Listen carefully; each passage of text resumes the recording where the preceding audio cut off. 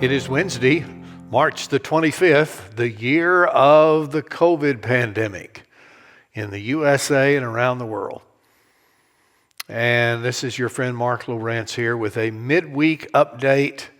I have felt led to do this in almost a preachy-like way. I want to deal with some theology this afternoon and this evening based on a couple of things. Number one, as we're working through on Sundays this great exciting material from the book of Judges, it's dawned on me I don't have the time that I thought I had, because next Sunday, a week from Sunday, is Palm Sunday and Holy Week and Easter, and I need to do justice to those appropriate theological highlights and biblical highlight seasons of the year, as well as be contextual.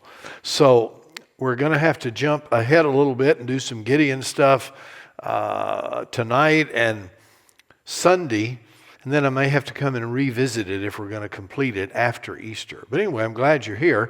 The other reason I wanted to get with you this week is we are reaching kind of a crescendo. In fact, we're not even there yet. It's going to get worse, I'm afraid, in a couple of areas that I want to do justice with. Number one, we are seeing the predicted spread and rise in infection rate all across our nation and around the world. Italy is struggling.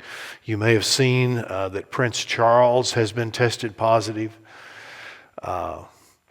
It's getting close to some of my loved ones who have tested positive in my world that I circulate in. And it's all over the headlines. And the headlines and the news can be very frightening and very demoralizing. And yet we're seeing our government respond with ideas that we're just going to have to get sick and die in order to protect the economy. So I want to deal with that. I want to deal with the fear that is common. And I've been dealing with fear in every one of these installments since this came out.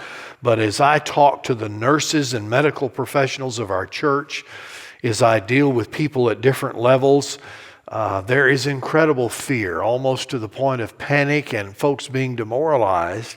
It's not everybody. In fact, you can almost see where the spiritual well is dry and has been dry, and now there's nothing to draw from, versus those who have a strong resolve and sense of faith. So let me take a few moments to put some things in perspective theologically. As I do that, just remember there's nothing really new to report this week in terms of changes. We are continuing the online worship format. It's been working very well. Reaching lots of people, getting lots of great feedback. And I want to brag again on all of our staff, every one of them doing incredible jobs. And I don't want to take the time to isolate all that. It's easy to focus on John Moran because he's the production guy. And it's because of his genius, his faith, his commitment that these productions are accessible and well done. But I can't limit the praise just to John. It goes to all of the staff. I've had our staff reaching out to people who've had crises in their families just as if though they were a pastor like me, and that's incredible. So we can really rejoice and celebrate in that. We're going to be having Holy Week services online. That includes Maundy Thursday. And I want you to have communion elements ready in your home. And no, it doesn't have to be special bread or grape juice or wine. Whatever you've got, orange juice, cranberry juice, Dr. Pepper, water, saltine, crackers, bread from your pantry. But as individuals, couples, and families, I'm going to lead you through a Maundy Thursday communion service and also provide the theology for it. Good Friday, we will also have a special service with music and appropriate preaching for the season and for the event on Good Friday that will run live at 7 o'clock on Good Friday. And then on Easter Sunday, we'll also have our online service. We flirted with the idea, listen to this, of having a parking lot service on Easter and getting a short distance radio frequency like you see with the elaborate Christmas lights at Christmas, where you can pull up in front of a house and they have these displays that are just dancing and going everywhere and you can tune in your music. We were going to do that and try to have a service outside where we could come almost like an old drive-in theater. A buddy of mine, our former DS out in Graham, is using the drive-in theater this weekend for their worship service. Used to put speakers in the window. Now you have a cell phone or the radio frequency. And as much fun as that sounded, our ability to provide the quality of worship in that setting would be greatly hampered. And even though it would be an outing for everybody to get out of the house and come to the church parking lot, we still wouldn't get to mix with each other. So we've decided that we're going to give up the showroom and continue to work from the stock room and have substance. And if we want to have fun with an outdoor event like that, as things begin to ease later on, maybe we can do it. But we're thinking, we're trying to be as creative as we can. Now, let me finish the update tonight by dealing with three things that I see are the obvious things before us. Number one is our worry and our helplessness over the spread of this disease. And understand that our ability to respond to this is respecting the guidance that we're getting with social distancing. It is a horrific inconvenience, if not a frightening change for all of us, to adjust to being confined. But we have seen from other areas around the world where if we observe that and are willing to make the sacrifice over the short term, whatever that proves to be, we can stay ahead of this and enable our medical facilities not to be totally overwhelmed where some persons just have to do without care, and we know the results of that. The spread is going to continue to get worse for the next several weeks. Just understand that. We were told that it was coming, and it's here. Pray. Trust God. Be aware also that fear is the natural response. Like I say, I've talked about it every week. Fear is a survival mechanism that is a response to an unknown. That's all that it is. It has served a vital function throughout human history, fight or flight. It was used against enemies from biblical times on through our great world and American history. But right now, the response is here to help us survive in the dangerous conditions, to help humanity develop new ways of ensuring safety and survival. Make sure that fear is replaced with faith, with prayer, and with trust. The hysteria that has come across some, depression and almost panic, is the result of that empty spiritual well. The difference is those who have a deep spiritual well, or who are investing now and taking advantage of this time, are those who still will have moments where you feel down, overwhelmed, depressed, discouraged. But your faith is able to draw you out of that and help you rise to objectivity and strength again. So if you have those spells, welcome. I have those. We all do. But our faith will lead us forward. And then last, and I think just as important, is I want to stop and diagnose what we're seeing on a governmental and national level in this country. Roommates need to be compatible.